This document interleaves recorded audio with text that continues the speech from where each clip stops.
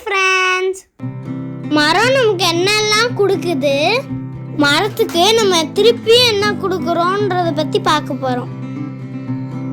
மரம் நமக்கு சுத்தமான காற்று கொடுக்குது, அதுக்கப்புறமா நிழலும் கொடுக்குது.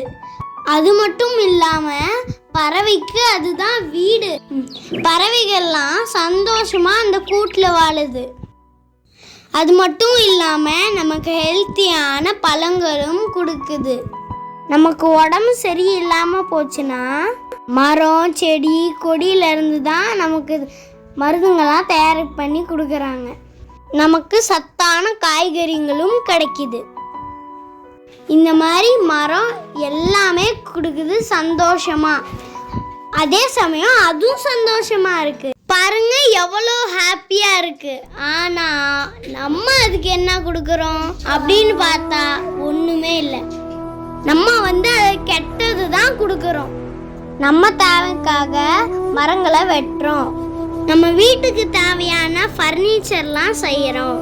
பேப்பர் தயாரிக்கிறோம், ரப்பர் தயாரிக்கிறோம். மரங்கள் இல்லைன்னா பறவைகள் வீடு இல்லாமல் ரொம்ப கஷ்டப்படும். மரங்களை வெட்டுறதுனால பறவைக்கு மட்டும் கஷ்டம் இல்லை, நமக்கும் தான் கஷ்டம். மரத்தை வெட்டுறதுனால நமக்கு சுத்தமான காற்றே கிடைக்காது. நம்ம தேவைக்காக மரத்தை எவ்வளோ கஷ்டப்படுத்துகிறோம் பாருங்க.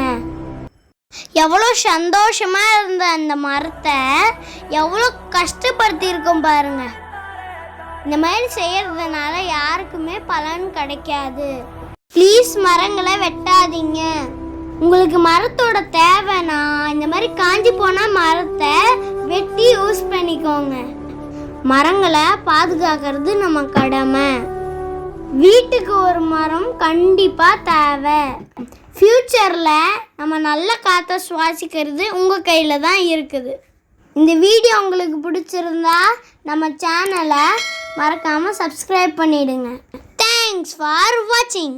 பாய்.